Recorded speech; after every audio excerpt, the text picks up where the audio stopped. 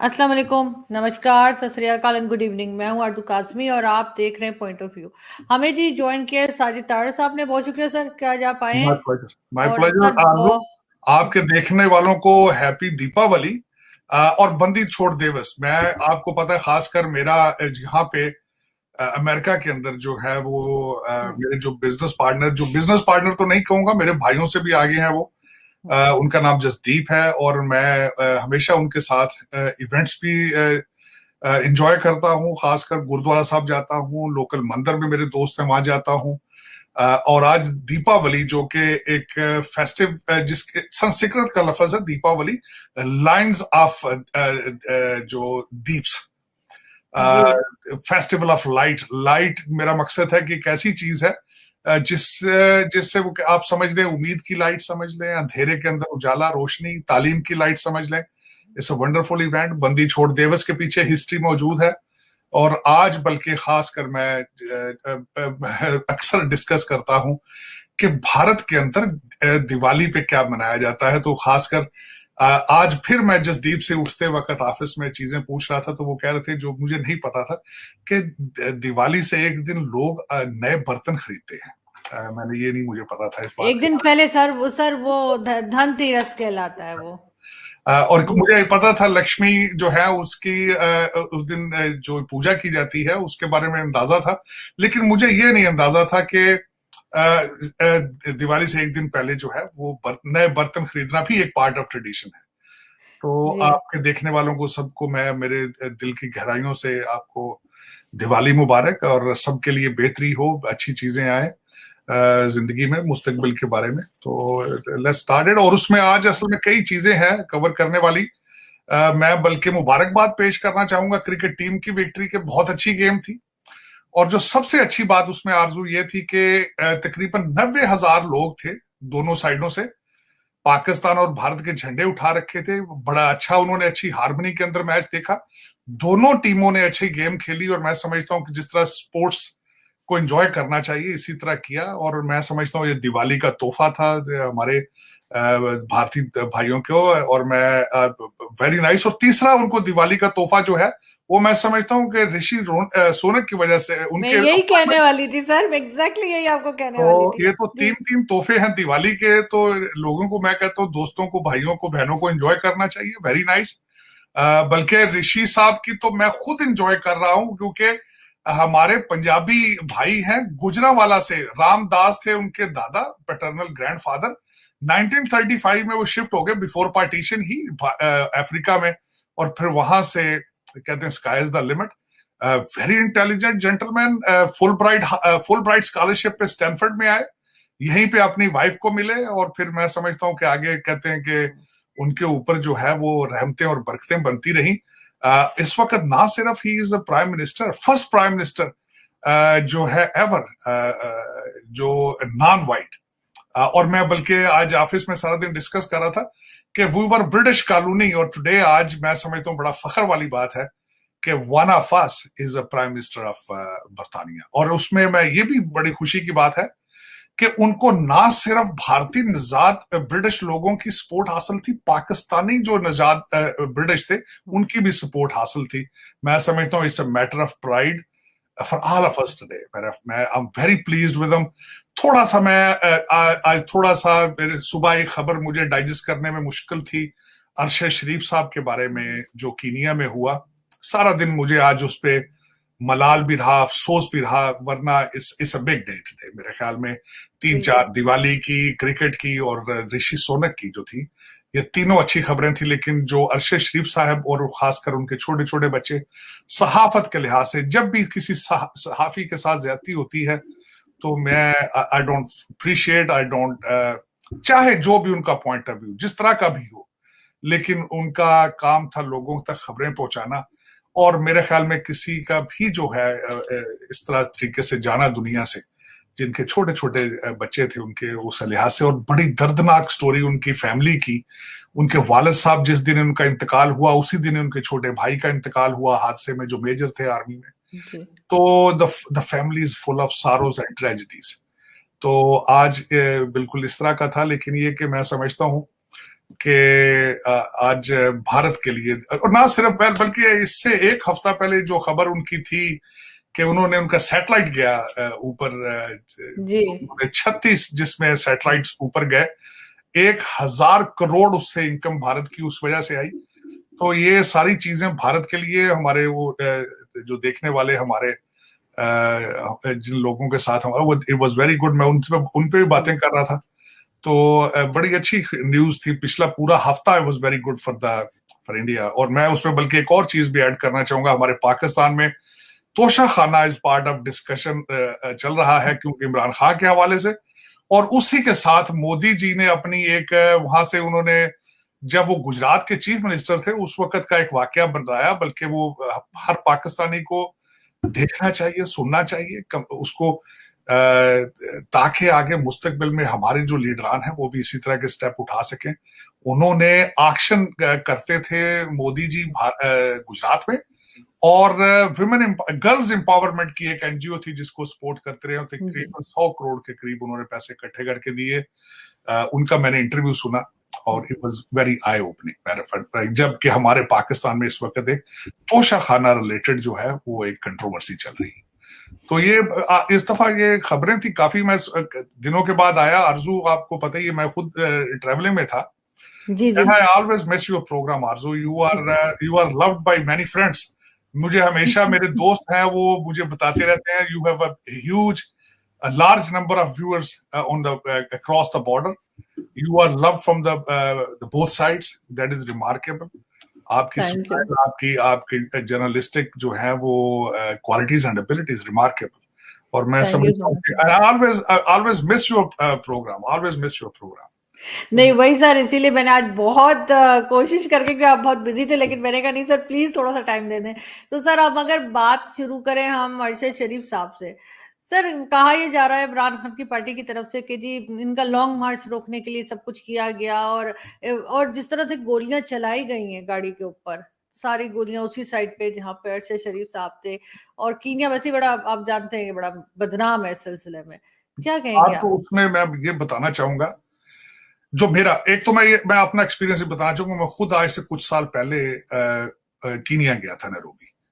बल्कि जो मेरे जिन भाई की बात कर रहा हूं जो मेरे साथ होते हैं, उनको अवार्ड दिया गया था एक सिख ऑर्गेनाइजेशन ने, सिख ऑफ द ईयर। तो नैरोबी में इवेंट था, मैं खुद वहां गया। मैं फर्स्ट हैंड आपको अपना भी एक्सपीरियंस बताऊंगा।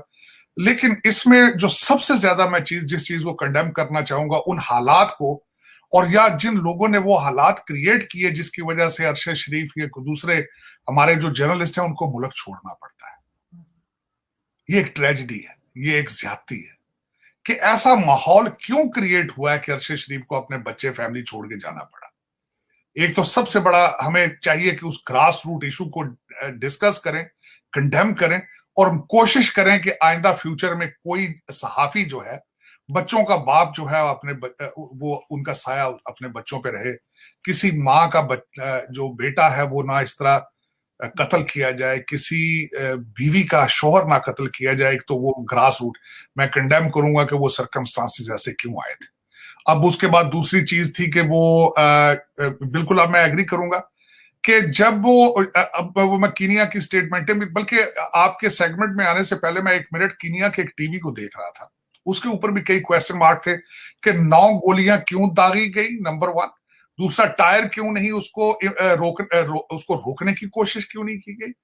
फिर उसके बाद ये है कि देखा जाए तो कई कई क्वेश्चन मार्क है। अब जो मैं कीनिया की जब बात कर रहा था, आज मैं अरशद शरीफ साहब के बारे में सारा दिन जो पढ़ता रहा हूं, तो दुनिया में करप्ट पुलिस, जो जितनी दुनिया की करप्ट पुलिस है, उसमें कीनिया की पुलिस का नंबर जो है 10वां नंबर है। पाकिस्तान की जो पुलिस है उसका करप्शन में 13वां नंबर है, लेकिन कीनिया की जो पुलिस है वो हमारे पाकिस्तान पुलिस से भी 3 नंबर आगे है। और उसमें उनसे कुछ भी बैद नहीं है। मैं जब कीनिया गया तो आरजू, मैंने एक दिन वहां से गाड़ी हायर की, आज से तकरीबन 6-7 साल पहले की बात है। तो मैंने नैरोबी देखने के लिए निकला, तो गाड़ी में बैठ के मैंने जब फोन उठाया तो मुझे फौरन ड्राइवर ने गाड़ी रोक के उसने कहा कि आप अपनी गाड़ी का शीशा चढ़ाएं, यहाँ पे लोग फोन नहीं छीनते, जिस हाथ के अंदर फोन होता है पूरा बाजू ही उतार लेते हैं। तो कीनिया के अंदर ये हालात थे। वहां पे क्राइम के हालात बड़े खराब हैं वहां पे। और पता नहीं किन सर्कमस्टांसेस में अरशद शरीफ साहब वहां पे गए। और दूसरा, आज जो मैं कीनिया का टीवी देख रहा था, जिस फार्म पे वो ठहरे हुए थे, उसके बारे में भी कोई मुख्तलिफ किस्म की राय है। एक इसमें कंफ्यूजन ये भी है कि जब उन पे गोलियों से हमला किया गया, ड्राइवर फिर भी खुद, क्योंकि खुद भी जख्मी था, लेकिन गाड़ी भगाकर वो किसी दूसरे पॉइंट पर चला गया। वहां से जाके ये भी एक क्वेश्चन मार्क है, क्यों क्यों गया वहां पे।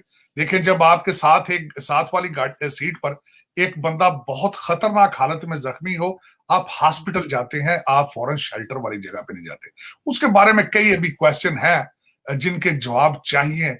लेकिन मैं कहता हूं इसकी इसकी एक जो जर्नलिज्म, जो जर्नलिस्टों की जो इंटरनेशनल ऑर्गेनाइजेशन है, मेरा ख्याल है उनको अपना रोल अदा करना चाहिए और इसकी गहराई तक जाए, क्वेश्चन इसमें से आंसर्स लें। क्योंकि वो बच्चे, अरशद शरीफ के बच्चे, उनकी माँ बाप, उसकी वालदा, जो उनके दोस्त हैं, वो इन सारे जवाबों के हकदार हैं। पता चलना चाहिए और इनका सदेबाब करना चाहिए। लेकिन इस one of the darkest day in the history of journalism of Pakistan. बिल्कुल, लेकिन सर आज तक किसी को तो पकड़ा गया नहीं पाकिस्तान में, चाहे आप लियाकत अली खान से शुरू करके अरशद शरीफ साहब तक पहुंचे, तो हमने नहीं देखा कि कोई पकड़ा गया हो। आपके ख्याल देखिए, से अभी कुछ उसमें होगा? मैंने आपको कहा है कि आपकी पुलिस दुनिया में, करप्ट पुलिस जो है पूरी दुनिया में, उनका 13वां नंबर है, आपकी अदालतों का 124 नंबर है 139 में से। तो कोई इतने हालात साजगार नहीं है आपके पाकिस्तान के अंदर, अगर देखा जाए तो चीजों को सॉल्व करने के लिए मुख्तलिफ किस्म के प्रेशर ग्रुप हैं, मुख्तलिफ किस्म के माफियाज हैं, इन्वॉल्व हैं सारे। आज मैं जब सुबह किसी से बात कर रहा था, तो आपकी आपकी पुलिस जो है वो भी जराइम में खुद इन्वॉल्व कई केसेस में पाई जाती है। लेकिन ये कि मेरा ये गुजारिश ये है कि जब भी ये ख्वाब लोगों को दिखाए जाते हैं कि हम 500 ओवरसीज पाकिस्तानीज को लाकर यहाँ पे उनकी इन्वेस्टमेंट कराएंगे तो तरक्की हो जाएगी पाकिस्तान की, तो उनके लिए गुजारिश ये है कि वो लोग जो 500 होंगे, वो आंखों से अंधे नहीं होंगे, कानों से बहरे नहीं होंगे। जो पैसा लेकर आएंगे, वो सबसे पहले क्या चीज देखते हैं कि यहाँ की अदालतें हमारे साथ क्या करेंगी, यहाँ की पुलिस हमारे साथ क्या करेगी। तो ये इस तरह के ख्वाब आज भी दिखाए जा रहे हैं पाकिस्तान में कि 500 ओवरसीज पाकिस्तानीज आएंगे वो और अपना पैसा यहाँ लगाएंगे, और दूध की नहरें और शहद की नहरें जो है वो यहाँ चलना शुरू हो जाएंगी। उनके लिए गुजारिश ये है कि पहले अपने लॉ एंड ऑर्डर के हालात बेहतर करें। आप अभी एक सियासी पार्टी का अभी पूरा डिस्क्वालिफिकेशन, अभी उनके पास कानूनी चारा जो है करने की है, लेकिन आपने 6 जगह से मोटरवे ब्लॉक कर दी। पाकिस्तान की मुआशी जो एक एक्टिविटी होती है उसको आपने रोकने की कोशिश की है। और इंटरनेशनल कम्युनिटी और जो वो 500 इन्वेस्टर जो आप कह रहे हैं आएंगे, वो ये सारी चीजें देख रहे हैं, वो आंखों से अंधे नहीं। सर इस्लामाबाद में भी जगह जगह कंटेनर रखे हुए हैं। इमरान खान ने कहा कि वो थर्सडे या फ्राइडे को बताएंगे कि वो लॉन्ग मार्च कब कर रहे हैं। दूसरी तरफ जो फेडरल मिनिस्टर ऑफ लॉ है, उन्होंने भी रिजाइन कर दिया है। देखिए, वो जिस तरह मैंने कहा है आपको कि पाकिस्तान के हालात अगर देखा जाए तो साजगार नहीं है। पाकिस्तान में इस वक्त जो भी एक्टिविटी है, जिस तरह की भी है, political instability is at the peak. इस वक्त आपके हालात इंटरनल बिल्कुल भी ठीक नहीं है। अगर देखा जाए तो आपके सूबे किसी और डायरेक्शन में हैं, 11 पार्टियां किसी और डायरेक्शन में हैं, और आपकी सबसे पॉपुलर पार्टी जो लीडरशिप है उनकी, वो किसी और डायरेक्शन में, वो पाकिस्तान को फेल करना चाहते हैं। उनकी इंटेंशंस पाकिस्तान के लिए ठीक नहीं है। मैं यही तो कहता हूं कि इनकी इनकी तवज्जो तो स्टेट ऑफ पाकिस्तान पे होनी चाहिए। आज स्टेट ऑफ पाकिस्तान सिसक रही है मेरे ख्याल। सर ये भी बहुत कहा जा रहा है कई तरफ से कि इमरान खान को हटाने के लिए जो है सब कुछ हो रहा था, अब उनको हटा दिया गया है। इसी वजह से इनको अमेरिका से फंड्स वगैरह भी मिलना शुरू हो गए हैं और कई तरह की चीजें जो है वो अमेरिका की तरफ से दी जा रही हैं। आखिर इमरान खान ऐसा कौन सा कारनामा कर रहे थे जिसके लिए अमेरिका इतना कुछ करेगा उन्हें हटाने को? देखिए, सबसे पहले तो मैं हमेशा कहता हूं आरजू कि इन्होंने अमेरिका को सर्व किया बड़े अच्छे तरीके से। अमेरिका की एक ख्वाहिश थी कि चाइना का सी पैक जो है वो बंद किया जाए। खान साहब ने प्लेट में रख के वो उनको अमेरिका को डिलीवर कर दिया। दूसरा, डोनाल्ड ट्रंप पीरियड में आए, इनकी कोई शनाख्त नहीं थी यहाँ पे, इनको जितनी पेशराई दी गई, डोनाल्ड ट्रंप साहब जितना पॉसिबल कर सकते थे। मैं खुद कई चीजों में इन्वॉल्व था उस वक्त, उस टाइम एडमिनिस्ट्रेशन में, तो इनको बड़ा उस वक्त प्रोटोकॉल सब चीजें मिली। अब वो दूसरी तरफ जब आप मेरा मकसद है कि अगर जो बाइडन ये खुद सोचें थोड़ा सा, अगर उस वक्त भी उस दौरे में इन्होंने कई गलतियां की। और उसके बाद जो बाइडेन साहब आए हैं, इनको सोचना यह चाहिए था कि जो बाइडेन साहब तो ओबामा की एक्सटेंशन है। ओबामा साहब जिस तरह की पाकिस्तान के साथ रिलेशनशिप चाहते थे, बिल्कुल उसी तरह के रिलेशनशिप आज आपके हैं उनके साथ। लेकिन आप ये बताएं कि अगर आपको अमेरिका के साथ इतने आपके हालते जंग में है, जिस तरह आप लोगों को जलसों में बताते हैं, तो $25,000 महीने की वो फर्म क्यों हायर कर रखी है आपने हालात बेहतर करने के लिए? मेरी ये समझ से बाहर है, लोगों को बेवकूफ बना रखा है। रजीम चेंज, गुलामी के जंजीरें, तो भाई $25,000 महीने का क्यों वहां पे आप कर रहे हो? वो सैलाब जदगान को दो जाके। बल्कि आरजू मैं ये बताऊंगा कि असल चेहरा इनका क्या है। खान साहब ने 52 जलसे किए हैं, 52। और अगर देखा जाए तो हर जलसे का खर्चा जो है 2 करोड़ से ज्यादा क्या है। अब जरा उसका तखमीना लगाएं आप कि इतना पैसा कहां से आ रहा है, और अगर ये सैलाब वालों को क्यों नहीं देते ये पैसा सारा। लेकिन कुर्सी की, पावर की, और वो जो रिंग रोड के पैसे हैं उसकी हिवस इतनी बढ़ चुकी है कि इस वक्त लोगों को पागल कर दिया इन्होंने बिल्कुल। और किसी का कोई पाकिस्तान के लिए इंटेंशन नहीं है। और जब पावर में आते हैं तो उस्मान बुज़दार इनका मेरिट होता है। उस वक्त वजीर आला जो है महमूद, उसका मेरिट इनका होता है। और 20-20 साल के इन्होंने लौंडे लपाड़े अपने वजीर बना लेते हैं, सेनेटर बना लेते हैं। जिस तरह मैंने आपके शायद पिछले सेगमेंट में कहा था, वो सेनेटर साहब फैसल साहब है, उनकी क्या क्वालिफिकेशन है सिवाय इसके कि उनकी आवाज भारी है। उसी आवाज की वजह से उनको सेनेटर बना के वजारतें दे देते हैं। खुद अपना मेरिट इनका क्या है? तो सर हर प्राइम मिनिस्टर को चापलूसी क्यों पसंद आती है? हमारे यहाँ कोई काम को नहीं देखता, बस जो उनके जूते पॉलिश करता है ये कहते हैं ठीक है। आरजू ये पहले नाकाम वजीर आजम नहीं थे। ये पहले नाकाम वजीर आजम नहीं थे। ये हमारे साथ जो धोखा है 75 साल से हो रहा है, 75 साल से। मैं अगले दिन देख रहा था, पढ़ रहा था सदर अयूब के बारे में, एक आर्टिकल पढ़ रहा था। सदर Ayub Khan was not a favourite army man in the eyes of कायदे आजम। कायदे आजम साहब ने कई दफा उनको सैक करने की कोशिश की, उनका ट्रांसफर ईस्ट पाकिस्तान किया गया। फिर उस आदमी ने पावर में आके किस तरीके से अपने बच्चों को एडीसी बनाया फिर अपने साथ, और किस तरीके से गौहर अयूब की करप्शन की स्टोरियां इस पूरे पाकिस्तान में गूंजती रही।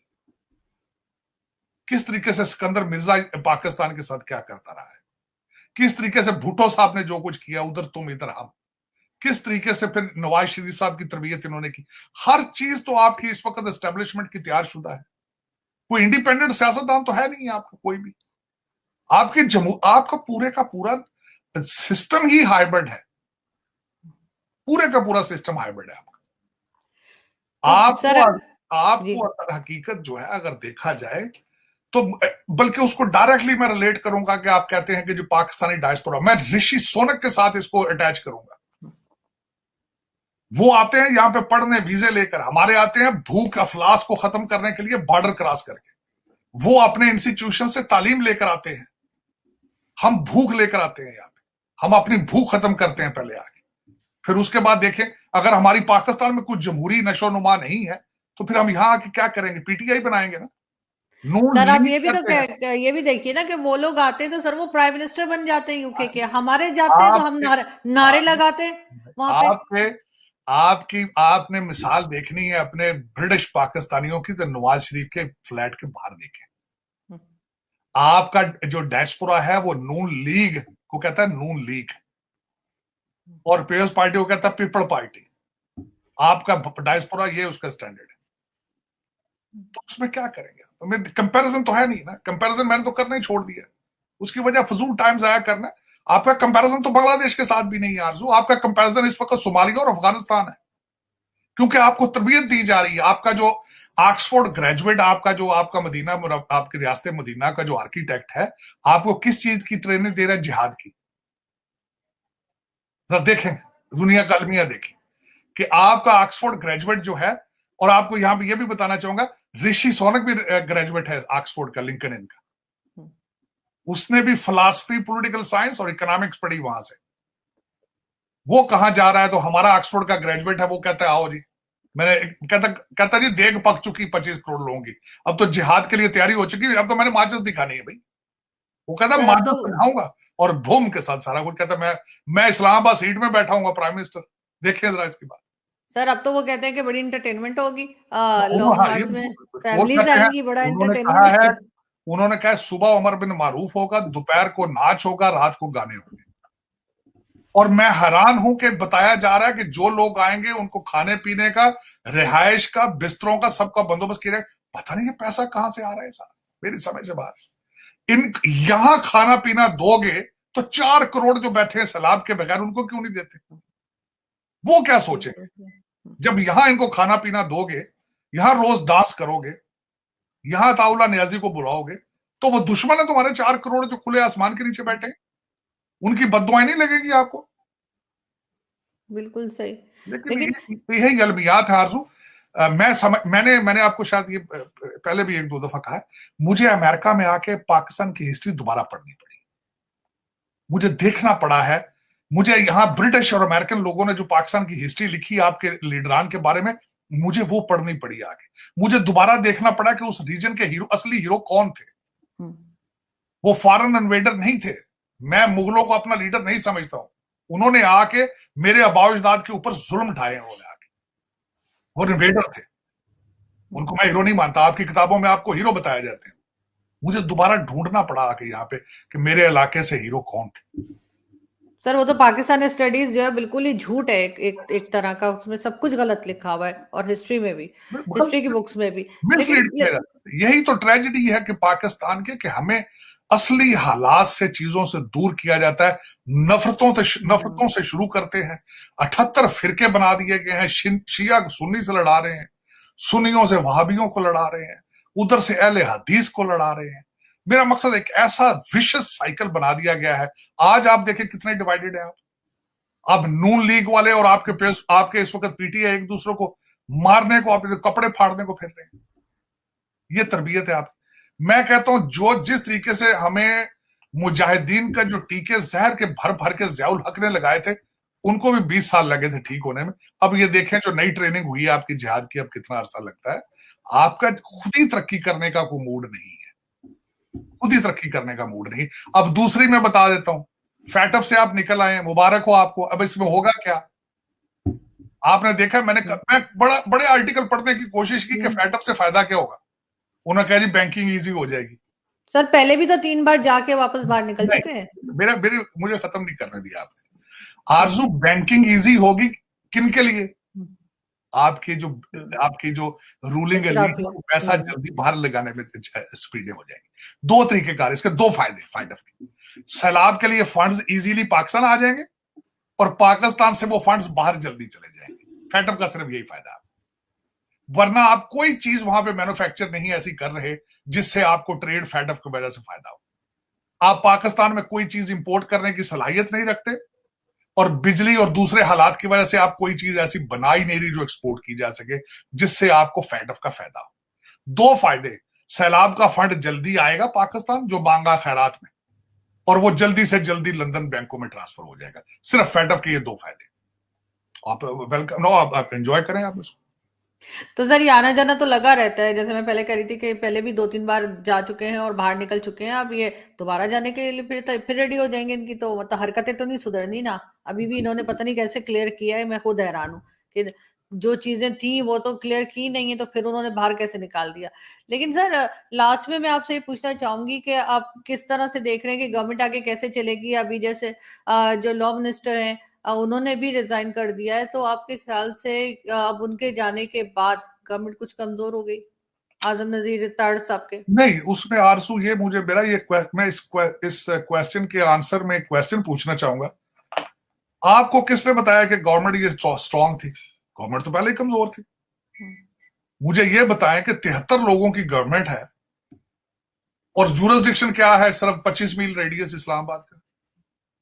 मुझे ये बताएं, ये जो गवर्नमेंट है, ये सूबा सरहद की गवर्नमेंट, पंजाब गवर्नमेंट को उनके खिलाफ कुछ कर सकती है? नहीं कर सकती, कुछ भी नहीं कर सकती। तो हुकूमत पहले ही कहां पे इतनी ताकतवर थी? गवर्नमेंट का तो पहले ही हालात कोई नहीं है। ये तो इनके टास्क हैं, ये कुछ अचीव कर पाए, कुछ अगले इलेक्शन तक तो जीतेंगे, वरना ये वापस लंदन चले जाएंगे। इनका ये कोई हुकूमत है। हाँ, तारड़ साहब वाज अमंग द टॉप, जो 5 बड़ी ताकतवर मिनिस्ट्रियां थी उनमें से एक मिनिस्टर थे। एक इस धचका है बिल्कुल नून लीग के लिए, ये आज उन्होंने जो रिजाइन किया है, बिल्कुल धचका। पहले भी कमजोर थी, अब उससे और मजीद कमजोर हो गई, और इससे सिग्नल जाता है कि कमजोर है। चाहे वो कमजोर अब कितने कमजोर हैं, कितना नुकसान हुआ है, लेकिन उनका इस नाजुक वक्त पर छोड़ देना, हुकूमत को रिजाइन कर देना, it shows the weakness of Shehbaz Sharif, it shows the they are not strong, उनको कमजोर है।